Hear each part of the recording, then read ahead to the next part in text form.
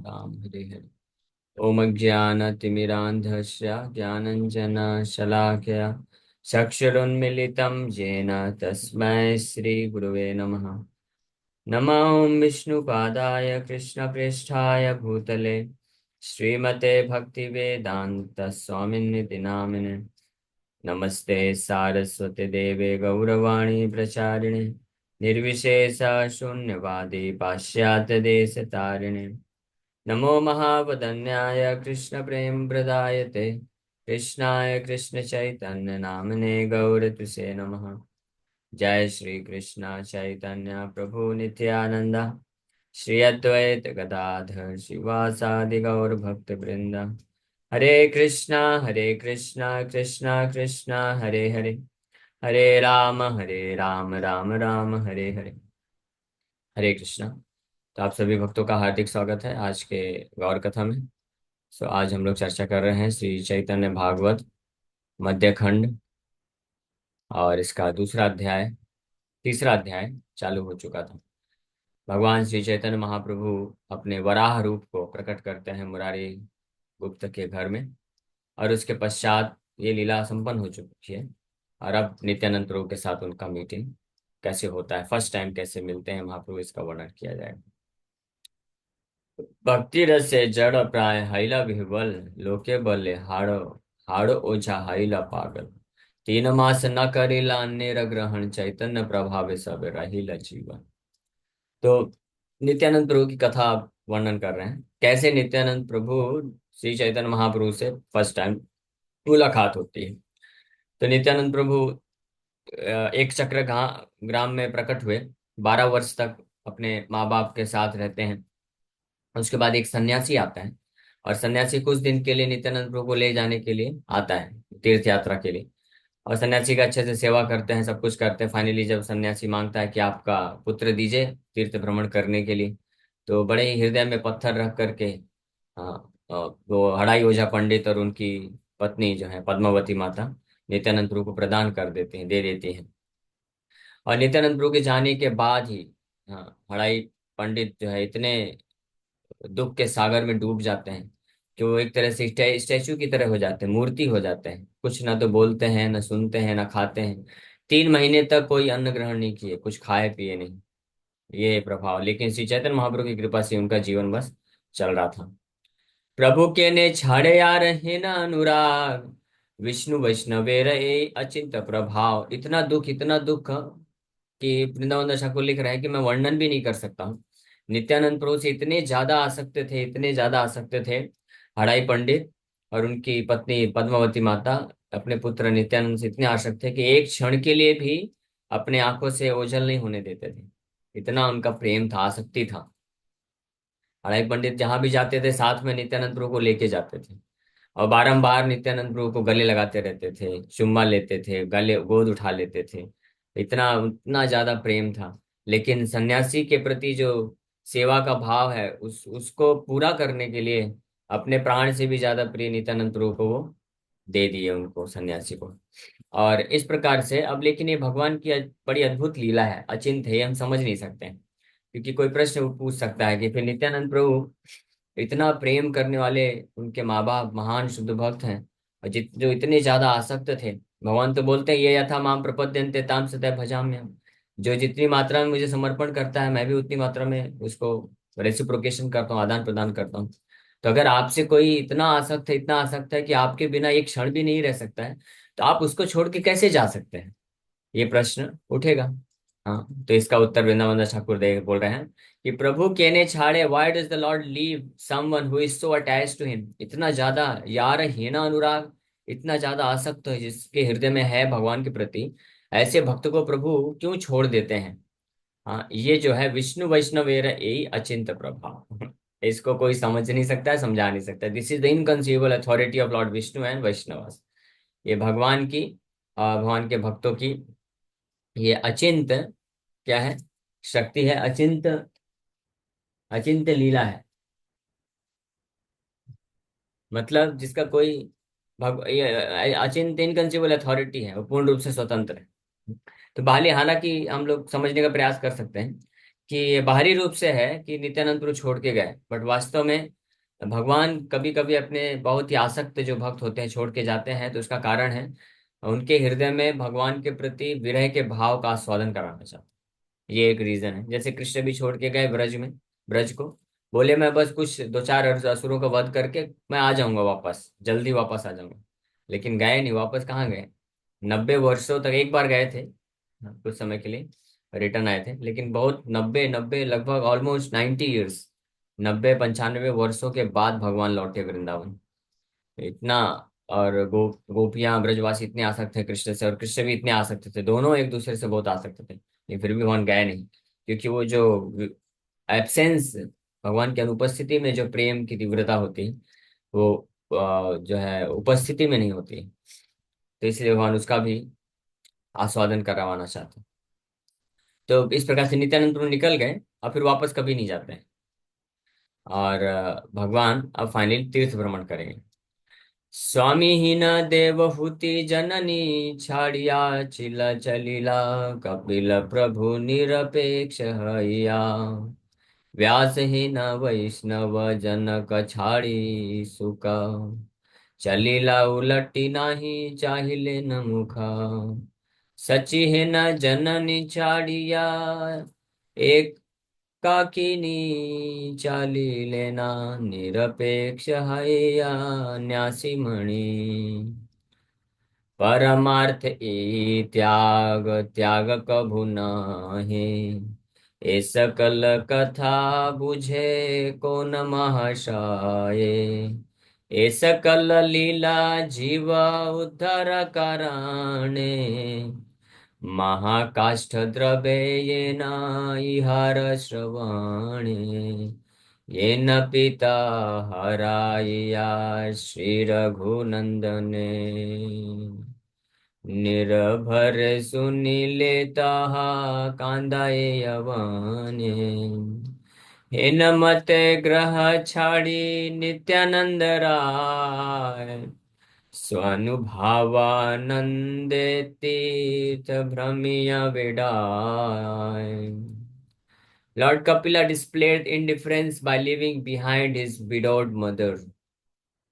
Sukadev left behind such a great Vaishnava father as Vyasadeva without even looking back at his face. The Christ jewel of sannyasis displayed indifference by leaving behind his helpless mother Sachi. On the spiritual platform, such renunciation is not renunciation. Only a few great personalities can understand this topic. These pastimes are all meant for the deliverance of the living entities. Even wood melts by hearing such topics. On hearing about Dasarath's lamentation after sending away his son Ram, even the Yavanas cry profusely. In this way, Lord Nityananda left home and traveled to the holy places out of his own sweet will. तो क्यों कभी कभी भगवान जो है अपने बहुत ही अत्यधिक आसक्त भक्तों को छोड़ देते हैं? क्या कारण है? बता रहे हैं। Only a few great personalities can understand this topic. केवल बहुत ही दुर्लभ महान भक्त ही ये सकल लीला को समझ सकते हैं। इसको समझ सकने के लिए ये सकल कथा बूझे कौन महाशय, कौन समझ सकता है? लेकिन कारण बता रहे क्यों। जैसे कपिल देव, भगवान कपिल देव अपनी माता देवहूति को छोड़ के चले गए। माता देवहूति के पति करदम मुनि विवाह किए, और विवाह करने के पश्चात उन्होंने सन्यास का मूड बना लिया कि मैं सन्यास लेना चाहता हूँ। और बोले कि आपको एक पुत्र प्रदान करने के बाद मैं सन्यासी बन जाऊंगा, सन्यास ले लूंगा। और जैसे ही पुत्र हुए, कपिल देव ही पुत्र, भगवान ही उनके पुत्र के रूप में प्रकट हो गए। और फिर जैसे कपिल देव बड़े हो जाते हैं, तो करदम मुनि सन्यास लेके निकल जाते हैं। फिर उसके पश्चात कपिल देव भगवान भी बोले कि नहीं माता, भक्ति जो है आपके साथ रह के नहीं हो पाएगी। हाँ, तो अब भगवान कपिल देव भगवान है, सोचिए। वो भी जो है घर छोड़ के निकल गए। माँ को बोले आप आपको मैं शिक्षा दे देता हूँ, भागवत का शिक्षा दे दिए, उस शिक्षा के आधार पे आप भी भक्ति करिए और मैं भी निकलता हूँ। कपिल देव भी निकल गए माता को शिक्षा देने के पश्चात। अब माँ अकेले है। उधर सुखदेव गोस्वामी का जन्म हुआ। वो भी वेद व्यास जी और माता को एक बार माँ और बाप भी बोले नहीं। माँ को एक बार माँ कह के भी नहीं पुकारे। तुरंत जन्म लेते ही निकल गए। पिताजी पीछे से चिल्ला रहे हैं, बुला रहे हैं, बेटा बेटा बेटा। हाँ। लेकिन पुत्रेति पुत्रेति तन्मयता। हाँ, पुत्रेति पुत्र पुत्र कह के पुकार रहे हैं, भागवत में वर्णन है। लेकिन वो ऊपर पीछे पलट के देखे भी नहीं। उसके बाद फिर सबसे जो हृदय को विदीर्ण करने वाली जो लीला है, भगवान की संन्यास लीला श्री चैतन्य में, इसी मध्य खंड के आखिरी अध्याय में वर्णन किया जाएगा। हाँ। तो भगवान श्री चैतन्य महाप्रभु अपनी माता सची, जो बहुत ही वृद्ध है, और उनकी युवा पत्नी थी, 16 वर्ष की पत्नी, विष्णु प्रिया माता जी, तो उनको छोड़ के संन्यास ले लेते हैं। चैतन्य महाप्रभु उस वक्त मात्र 24 वर्ष के। और संन्यास लेने के बाद गए, एक बार भी वापस मायापुर धाम नहीं आए। माता तो एक दो बार मिली भी। माता मायापुर से निकल के शांतिपुर जाती हैं तो उनका मुलाकात होता है, लेकिन पत्नी से एक बार भी वापस मुलाकात नहीं हुई। वो तो संन्यास आश्रम के विरुद्ध भी है। तो इस प्रकार से भगवान चैतन्य महाप्रभु छोड़ के गए।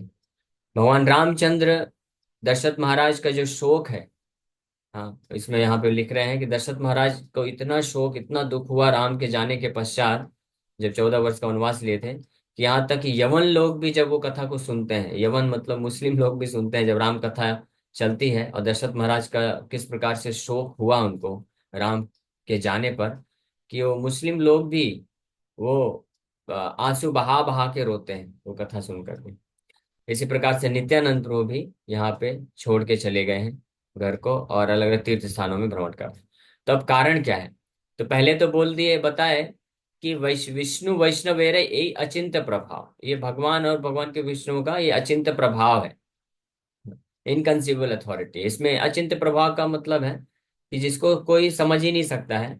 और प्रभाव मतलब अथॉरिटी, मतलब इस कोई ऑब्जेक्शन भी नहीं कर सकता है, कोई प्रश्न चिन्ह भी नहीं उठा सकता है।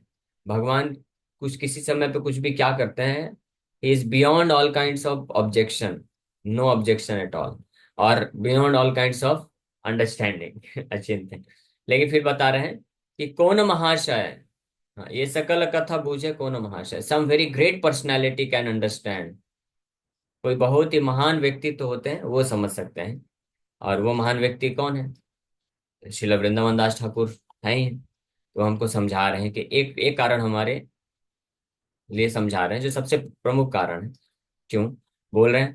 परमार्थ ए त्याग, त्याग कभु नाय, ए सकल कथा बुझे को न महाशाय, ए सकल लीला जीव उद्धार कारणे, महाकाष्ठ द्रव्य ये न इहर श्रवणे। ये परमार्थ यही त्याग, ये जो त्याग है, ये जब भगवान के द्वारा, भगवान के किसी शुद्ध वैष्णव के द्वारा किया जाता है, तो वो त्याग परमार्थ के लिए होता है। परमार्थ का मतलब होता है कृष्ण प्रेम, जो है परमार्थ है। तो उसके लिए होता है, आध्यात्मिक चीज के लिए होता है, इसलिए वो त्याग नहीं, तो वो त्याग त्याग नहीं कहलाता है। लेकिन इसको कौन समझ सकता है? कौन महाशय समझ सकता है? और फिर कारण बता रहे हैं। हम भाग्यशाली हैं कि हमारे हमको सौभाग्य मिल रहा है श्रील वृंदावन दास ठाकुर जैसे महाशय के आश्रय में रह करके जानने का। हाँ, तो वो बता रहे हैं कारण। ये सकल लीला जीव उद्धार कारण, महाकाष्ठ द्रव्य ये न यह श्रवण, ये सब लीला भगवान करते हैं जीव के उद्धार के लिए, एकमात्र ये कारण है। जीव, हम जैसे बद्ध जीवात्माओं के उद्धार के लिए ये सब भगवान लीला करते हैं।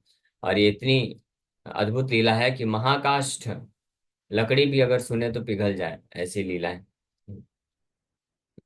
तो ये कारण है भगवान। बद्ध जीवात्माओं के लिए भगवान खुद भी अपने आप को दुख स्वीकार करना तैयार हो जाते हैं। जितनी मात्रा में भगवान भगवान के भक्त भगवान के विरह में क्रंदन करते हैं, तकलीफ को झेलते हैं, उतनी ही मात्रा में भगवान को भी दुख होता है। ऐसा मत सोचे कि भगवान तो निकल गए छोड़ के, भगवान को क्या है। नहीं, श्री चैतन्य महाप्रभु, बल्कि भगवान को ज्यादा दुख होता है। वो कैसे, देखिए। भगवान चैतन्य महाप्रभु जब संन्यास लिए, तो नवदीप में लाखों की संख्या में जो शुद्ध भक्त हैं उनके, उन सबको हृदय में बहुत दुख हुआ। किस लिए दुख हुआ? कि चैतन्य महाप्रभु, उनके प्रिय भगवान, चले गए संन्यास लेकर के, है ना। तो चैतन्य महाप्रभु, एक भगवान के जाने का दुख उनको हुआ, जो कि निश्चित रूप में बहुत असीमित है, उसकी हम कल्पना भी नहीं कर सकते हैं। लेकिन अब भगवान के बारे में सोचिए।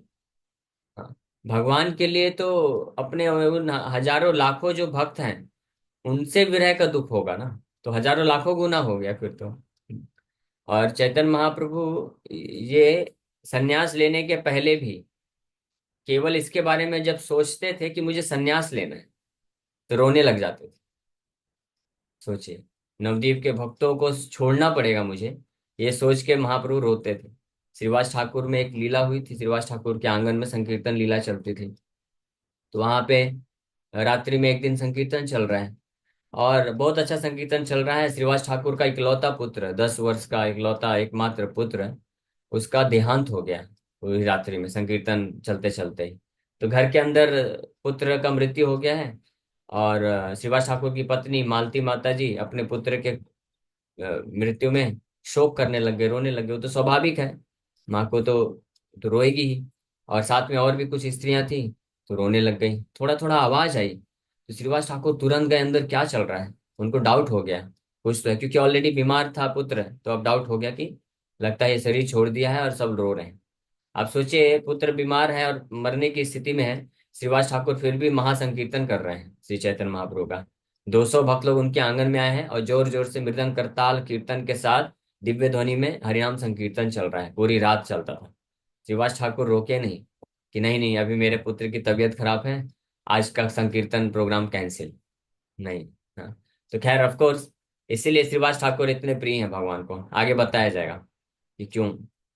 तो जब पता चला कि ऐसा ऐसा शोक रोने की आवाज आ रही, तुरंत अंदर गए और देखे कि पुत्र का मृत्यु हो गया है। तो आइडियली क्या होना चाहिए, स्वाभाविक रूप से तो होगा, पिता को पता चलेगा तो वो भी बैठ के रोएगा, और तुरंत संकीर्तन वगैरह सब बंद हो जाएगा, सब लोग आ जाएंगे, देखेंगे, शोक करेंगे, है ना। श्रीवास ठाकुर देखे कि पुत्र का मृत्यु हो गया है, और अपनी पत्नी को इमीडिएटली धमकी दे दिए। हाँ, चुप करने को बोले और धमकी दिए। पहले तो मना किया, बिल्कुल नहीं रोना, बिल्कुल एक आवाज नहीं आनी चाहिए। लेकिन अब वो कैसे रोक सकती है अपने आप को, वो तो माँ है, माँ तो स्वाभाविक प्रेम रहेगा ही, और इकलौता 10 वर्ष का पुत्र है, उसका मृत्यु हो गया है। तो सिसकियां फिर भी ले रही है, तो श्रीवास ठाकुर धमकी दे दिए कि अगर आपके रोने धोने से श्री चैतन्य महाप्रभु के संकीर्तन में विघ्न आएगा, संकीर्तन प्रोग्राम जो चल रहा है उसमें विघ्न हुआ, तो मैं इमीडिएटली गंगा में जा करके डुबकी लगा दूंगा, यानी मैं भी सुसाइड कर दूंगा। ये धमकी दे दिए। तो मालती माता बेचारी इतनी घबरा गई कि पुत्र का तो मृत्यु हो ही गया है, और अगर हम रोने, हमारे रोने से संकीर्तन में विघ्न हुआ, आंगन में संकीर्तन चल रहा था, घर के अंदर ये सब शोक हो रहा है, तो अगर ऐसा विघ्न हो गया तो ये भी जा करके मर जाएंगे, गंगा में चले जाएंगे, तो मैं पुत्रहीन भी हो गई और विधवा भी हो जाऊंगी। तो बेचारी ना चाहते हुए भी अपने आप को पूरा रोक के रखे, सारी स्त्रियां सब शांत बैठी हैं चुपचाप। और फिर वो संकीर्तन चलता रहा, शिवा ठाकुर वापस गए आंगन में, और जोर शोर से संकीर्तन चल रहा है। और कुछ घंटे बीत गए, किसी को भनक भी नहीं लग रही है कि शिवास ठाकुर के पुत्र का मृत्यु हो गया है। लेकिन कुछ कुछ भक्त लोग जो थे किनारे किनारे, देखे कि कुछ कुछ तो हो रहा है, तो कुछ भक्तों को पता चल गया कि शिवास ठाकुर के पुत्र का मृत्यु हो गया है। लेकिन सब लोग, कोई बोल नहीं रहा है और कोई ऐसा एक्सप्रेशन भी नहीं कर रहा है, बिल्कुल उत्साह के साथ कीर्तन कर रहे हैं सब लोग डांस कर करके, क्योंकि चैतन्य महाप्रभु का संकीर्तन में विघ्न नहीं आना चाहिए। तो फाइनली चैतन्य महाप्रभु को कुछ थोड़ा ऐसा आभास होने लग गया कि कुछ तो अनहोनी हुई है यहाँ पे, वो संकीर्तन में उतना रस नहीं मिल रहा है। तो महाप्रभु पूछने लग गए कि क्या हुआ है, कुछ यहाँ पे दुर्घटना हुई है क्या। श्रीवास ठाकुर को बुलाया, श्रीवास ठाकुर, कुछ दुर्घटना तो नहीं घटित हुई यहाँ पे तुम्हारे घर पे। श्रीवास ठाकुर बोले कि महाप्रभु, कैसी दुर्घटना हो सकती है, जब आप स्वयं यहाँ पे संकीर्तन कर रहे हैं, भगवान का नाम कीर्तन चल रहा है, सारे वैष्णव लोग कीर्तन कर रहे हैं, तो वहां पे दुर्घटना क्या हो सकती है, इससे ज्यादा शुभ और क्या हो सकता है। हाँ, प्लीज कंटिन्यू कीर्तन, कीर्तन कंटिन्यू करते जाइए। फिर महा कीर्तन चल रहा है, लेकिन फिर भी महाप्रभु बोले नहीं नहीं, कुछ तो गड़बड़ है। अन्य कुछ वैष्णव से पूछे जा करके फिर पता चला कि श्रीवास ठाकुर के पुत्र का मृत्यु हो गया है। और कब मृत्यु हुआ है, कुछ घंटे हो गए हैं इस बात को, अभी तक पता नहीं चला। महाप्रभु इमीडिएटली दौड़ के गए अंदर, और श्रीवास ठाकुर का पुत्र लेटा हुआ है। और जब सब स्त्रियां लोग देखे कि महाप्रभु को पता चल गया, आप सब जोर जोर से रोना चालू कर दी, और कुछ भक्त लोग भी रो रहे हैं। और फिर उसके बाद श्री चैतन्य महाप्रभु भी जोर जोर से रोने लग गए, आंखों से अश्रुधारा बहा बहा करके। तो भक्त लोगों को थोड़ा आश्चर्य हुआ कि महाप्रभु तो भगवान है, वो तो जानते हैं श्रीवास ठाकुर का पुत्र वैकुंठ अपने धाम में ही लेके गए हैं, तो भगवान क्यों रो रहे हैं? ये आश्चर्य हो गया। तो श्री चैतन्य महाप्रभु रो रहे हैं और केवल यही बोल रहे हैं कि मैं श्रीवास ठाकुर जैसे भक्त को कैसे छोड़ पाऊंगा। इस ये सोच सोच के महाप्रभु रो रहे हैं। हाँ। तो सब भक्त लोग नहीं समझ पाए, लेकिन कुछ भक्त लोग समझ गए, वो रोना चालू कर दिए।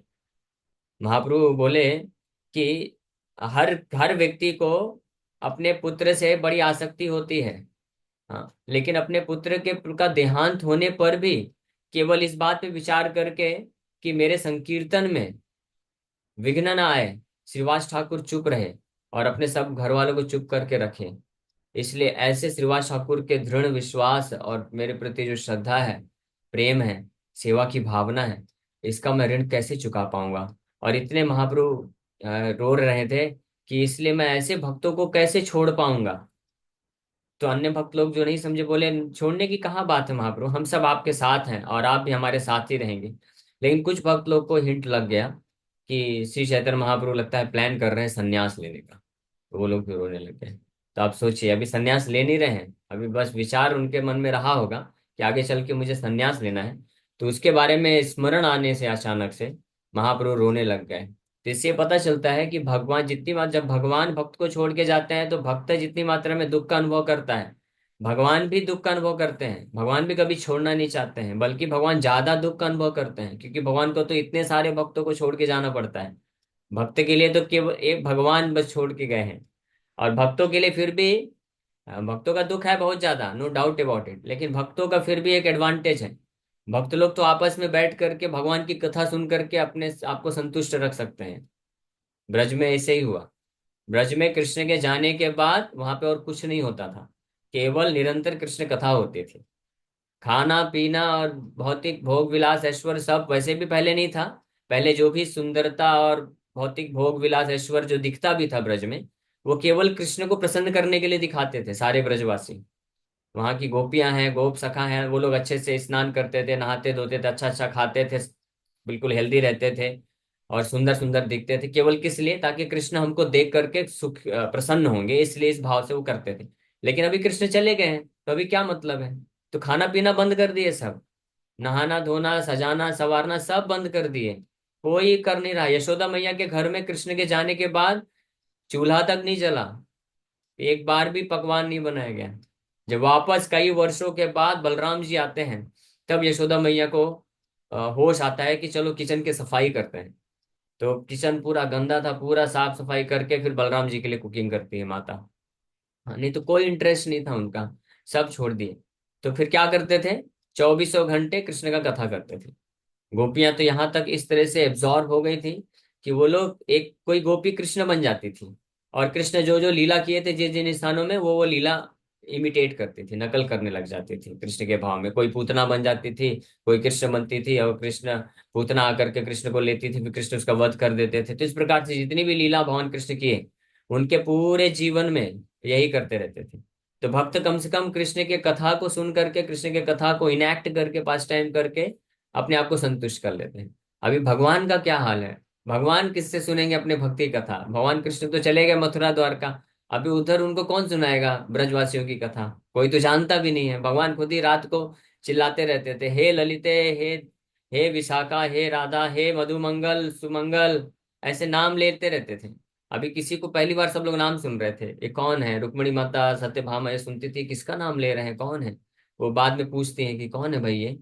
और फिर रोहिणी माता जी, क्योंकि वो ब्रज में भी थी और फिर द्वारका भी गई, तो फिर रोहिणी माता जी को रिक्वेस्ट करते हैं कि आप कथा सुनाइए, ऐसी कैसी कथा है, ऐसी कैसी लीला भगवान ने किया है द्वारकाधीश, कि वो आज भी उनका स्मरण पूरा वहीं पे बना हुआ है। इतने वर्ष बीत गए हैं, 80-90 वर्ष हो गए हैं, फिर भी उनको वो भूलता नहीं है। 10-11 साल जो ब्रज में रहे, वो बिल्कुल फ्रेश बना हुआ है। वो कथा आप सुनाइए। तो आप सब जानते हैं, वही फिर जगन्नाथ जी का फॉर्म प्रकट होता है, ऐसे ही रोहिणी माता जी को कथा सुनाती है। तो भगवान, इसलिए भगवान के लिए ज्यादा कष्ट होता है बल्कि। लेकिन अब आप, सबसे महत्वपूर्ण चीज है, विचार ध्यान से सुनिएगा। हाँ, भगवान इस दुख को स्वीकार करने के लिए तैयार है। क्यों? हम जैसे जो बद्ध जीवात्मा है, जो भगवान को छोड़ के भाग गए हैं, हमारे प्रति प्रेम होने के कारण हमारा उद्धार करने के लिए, हमारे दुखों से निकालने के लिए भगवान इस प्रकार के दुख को खुद स्वीकार करने के लिए तैयार रहते हैं, अपने भक्तों को त्याग करके जाने का। और उनके भक्त भी भगवान से इस प्रकार के विरह के दुख को सहन करने के लिए तैयार हो जाते हैं। हाँ, तो ये प्रूफ है, ये प्रमाण है कि भगवान, हम कितना भी भगवान को छोड़ देते हैं, कितना भी भगवान को गाली देते हैं, कितना भी भगवान को हम मानते नहीं हैं, लेकिन भगवान का हर जीवात्मा के प्रति, जो बद्ध जीवात्मा है उसके प्रति जो प्रेम है, वो बिल्कुल भी कम नहीं होता है। बल्कि हम जब दूर रहते हैं, हम संसार में दुख भोगते रहते हैं, हमको लगता है कि हम तो इतना दुख भोग रहे हैं, भगवान हमारे लिए क्या कर रहे हैं। हमसे ज्यादा दुख भगवान के हृदय में होता है। और इसी दुख को जब वो बढ़ता जाता है, बढ़ता जाता है, भगवान सहन नहीं कर पाते हैं, तो भगवान अपने उन भक्तों को छोड़ करके निकल जाते हैं हमारा उद्धार करने के लिए। इसीलिए भगवान चैतन्य महाप्रभु भी संन्यास लिए, इसीलिए भगवान कृष्ण भी व्रत छोड़ के गए, और इसीलिए भगवान रामचंद्र भी छोड़ के गए। हाँ, क्योंकि वन में इतने सारे साधु संत हैं, और बहुत सारे इतने व्यक्ति हैं, जीवात्माएं हैं, उन सबको जरूरत थी भगवान रामचंद्र का दर्शन प्राप्त करने की, उनसे उद्धार प्राप्त करने की। इतने सारे असुरों का वध करके कई लोगों को उद्धार, कई ब्राह्मणों को उद्धार करना है, उनको सुरक्षा प्रदान करना है। इसके लिए भगवान रामचंद्र भी ये सब प्लान बनाए। और दशरथ महाराज के इतना प्रेम होने के बाद भी भगवान छोड़ के चले गए। हाँ, तो भरत महाराज, भरत राम मिलन विलाप, वो अगर आप सुनेंगे तो वहां पे व्यक्ति रोने लग जाता है प्रैक्टिकली। तो ये इस प्रकार से भगवान छोड़ के जाते हैं। उसी तरह से नित्यानंद प्रभु भी यहाँ पे अभी निकल गए हैं। तो ये कारण है। हाँ, भगवान क्यों कभी कभी इस प्रकार की लीला करते हैं। ये सकल लीला जीव उद्धार कारण महाकाष्ठ द्रव्य ये न इहार श्रवणे। हे न मते ग्रह छाड़ी नित्यानंद राय, स्वानुभावानंद तीर्थ भ्रमिया बेटा है। इस प्रकार से पूरे तीर्थ स्थानों में भ्रमण करने के लिए नित्यानंद प्रभु निकल पड़े। तीर्थ स्थान में भ्रमण करना तो बहाना था, लेकिन उसके माध्यम से नित्यानंद प्रभु सारे तीर्थ स्थानों को पवित्र करना चाहते थे। और उन सारे तीर्थ स्थानों में जो साधु संत लोग आ रहे हैं, और जो बद्ध जीवात्मा आ रहे हैं, उनको दर्शन दे करके उनको उद्धार करना चाहते थे। और फिर फाइनली भगवान नित्यानंद प्रभु चाहते थे कि कब चैतन्य महाप्रभु मुझे याद करेंगे और मैं उनकी सेवा में, उनके प्रचार कार्य में लग जाऊंगा। That was his attitude. गया काशी प्रयाग मथुरा, द्वारावती नर नारायण आश्रम गेला महामती, बौद्धालय गिया गेला व्यासेरा लाए, रंगनाथ सेतु बंध गेले न मलाए, तबे अंतरेर पुर गेला महाशय, भ्रमेण निर्जन वने परम निर्भय, गोमती गंडकी गेला शरायु, कावेरी अयोध्या दंडकारण्य भूले न बिहरी, त्रिमल्ल वेंकटनाथ सप्त गोदावरी, महेश्वर स्थान गेला कन्याकनगरी, रेवा महिष्मति मल्ल तीर्थ हरिद्वार, यहीं पूर्वे अवतार हैल गंगार, ए मत यत तीर्थ नित्यानंद राय, सकल देखिया पुनः हैल मथुराय। तो जब निकल गए घर से, तो नित्यानंद प्रभु जितने भी तीर्थ स्थान है पूरे भारत वर्ष में, सारे हजारों हजारों सब भ्रमण कर डालते हैं। गया जाते हैं सबसे पहले, फिर काशी, फिर प्रयागराज, और वहां से मथुरा जाते हैं, मथुरा वृंदावन दर्शन करते हैं। फिर वहां से बद्रिकाश्रम, महा और सब अलग अलग जगह जाते हैं। और नॉर्थ से लेकर के बिल्कुल सेतु बंध तक, हाँ, रंगनाथ जी का दर्शन करके कन्याकुमारी तक हर जगह दर्शन करते हैं। महाराष्ट्र, गुजरात, और ये उड़ीसा, और सारे हर जगह भ्रमण करके सब कवर कर लेते हैं। और फाइनली ये करने के पश्चात, फाइनली जो है पूरे तीर्थ भ्रमण करने के बाद फाइनली सब देख करके वापस से लौट आते हैं। कहाँ पे? मथुरा, वृंदावन में। वृंदावन में वापस से लौट करके फिर वहां पे रहते हैं, और निरंतर गोकुल, वृंदावन, गोकुल, नंदगांव, ये सब जगह में जा जा करके कृष्ण के साथ जो जो लीला किए थे बलराम के रूप में, वो सब स्मरण होता है उनको। और रोते रहते हैं, लोटपोट करते रहते हैं, वहां पे लौटते रहते हैं, रोते रहते हैं। और लोग वहां के आसपास ब्रजवासी देख करके हैरान रहते हैं, ये कौन है भाई, कौन है? कुछ लोग को डाउट होता था, ये तो साक्षात बलराम हलदर जैसे लग रहे हैं, ये है कौन? लेकिन कोई जान नहीं पा रहा है कि वही भगवान बलराम है। और इंतजार करते रहते, मन मन में हमेशा विचार करते रहते, कब जो है मेरे भगवान विश्वम्भर मुझे स्मरण करेंगे, मैं दौड़ के जाऊंगा। हाँ, तो इस प्रकार से वहां पे रहते हैं। चीनित न पारे के हांतरे धाम, हुंकारा कराए देखी पूर्व जन्म स्थान। तो मथुरा जब पहुंच गए तो वहां पे कोई नित्यानंद प्रभु को पहचान नहीं पा रहा है। द ओरिजिन ऑफ अनंत, अनंत के भी जो स्रोत हैं। और वहां पे पहुंच करके he roared loudly on seeing his previous birth place, अपना पूर्व जन्म स्थान देख करके जो है जोर जोर से हुंकार कर रहे हैं, रो रहे हैं। याद आ रही है उनको कृष्ण के साथ जो लीला के। निरवधि बाल्य भाव आनना ही स्फुरे, झूला खेला खेले वृंदावन भीतरे। He remained always in the mood of a child without displaying any other mood as he sported in the dust of Vrindavan. वहां पहुंच करके बिल्कुल बाल्य भाव में कृष्ण बलराम बाल स्वरूप में जो जो क्रीड़ा किए थे वो सब उसी भाव में पूरी तरह से घुस गए नित्यानंद प्रभु भगवान बलराम है। और पूरी तरह से वहां पे ब्रज के धूल में लोटपोट कर करके और उसी भाव में दिन भर हमेशा रहने लग गए। उसी में एब्जॉर्ब हो गए। लोगों को कुछ समझ में नहीं आ रहा है ये कौन है, कहाँ से आ गया, क्या क्या कर रहा है। आहारेर श्रेष्ठ नाही करे न कोठाय, बाल्य भावे वृंदावन गड़ गड़ी आय। केहा नाही बुझे तान चरित्र उदार, कृष्ण रस विनयार न करे आहार। कदाचित कोन दिन करे दुग्ध पान, सेह यदि आयाचित केह करे दान। आहारेर चेष्टा नाही करे न कोठाय, और कुछ नहीं करते थे। खाना पीना तो छोड़ ही दीजिए, कुछ नहीं करते थे। केवल बाल्य भाव में बलराम, कृष्ण बलराम के बाल्य भाव में स्मरण करके उसी में पूरी तरह से डूब गए। और वृंदावन में गड़ा गड़ी जाए लोटपोट कर रहे हैं और कोई समझ नहीं पा रहा है। केहा ना बूझे तान चरित्र उदार, ऐसा उदार चरित्र को कोई नहीं समझ पा रहा है। और he did not consume anything other than the mellows of Krishna consciousness. Krishna रस विनय आर न करे आहार, कुछ आहार कुछ खाना पीना नहीं करते थे, केवल कृष्ण रस का आस्वादन करते जा रहे हैं। और कभी कभी कदाचित कौन दिन कोई ब्रजवासी ग्वाला देखता था, करे कौन आया है, ये कई दिनों से यहीं पे है, रोता रहता है और कृष्ण कृष्ण पुकारता है, कुछ खाता पीता नहीं है, चलो दे देते हैं कुछ। गाय का अपना गैया का दूध ला के देता था, तो बस वो दे देता था, उसी को पी लेते थे और उसी पूरा कृष्ण बाल्य भाव में स्मरण करके वहीं पे पड़े रहते थे।